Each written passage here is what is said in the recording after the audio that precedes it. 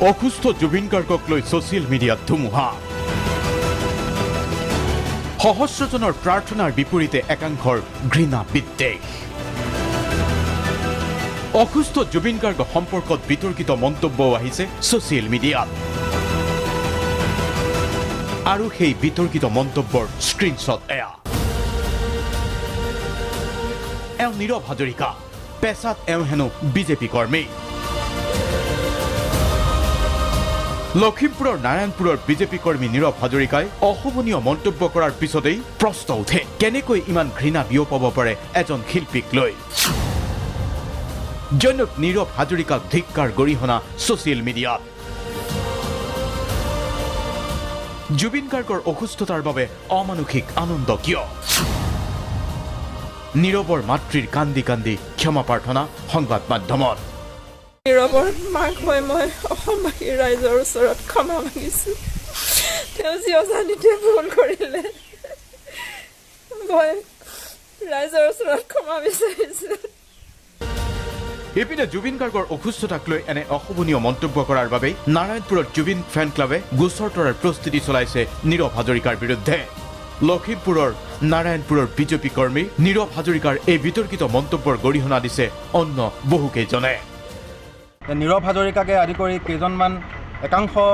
আচলতে ঠেক মানসিকতাৰ ব্যক্তিয়ে জুবিন গাৰ্গদেৱৰ সম্পৰ্কে যি কটু মন্তব্য আগবঢ়াইছে তাক আমি জুবিন গাৰ্গ ফেন ক্লাবৰ তৰফৰ পৰা ধিক্কাৰ জনাইছোঁ আৰু আমি আইনী ব্যৱস্থা হাতত ল'বলৈ আগবাঢ়ি যাম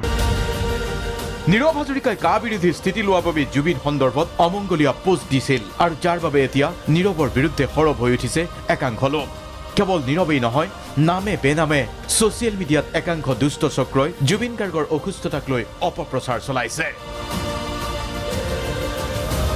প্ৰশ্ন উঠে মানুহ ইমান অসহিষ্ণু হৈছে কিয়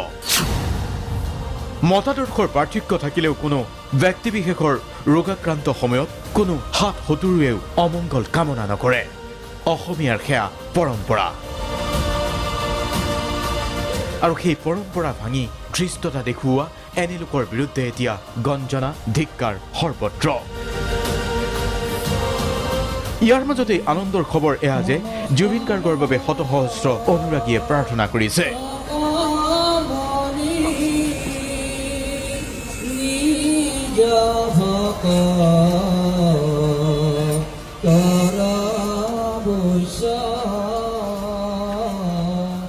মাজুলী বৰপেটাত অজস্ৰ গুণমুগ্ধৰ আৰোগ্য কামনাৰে প্ৰাৰ্থনা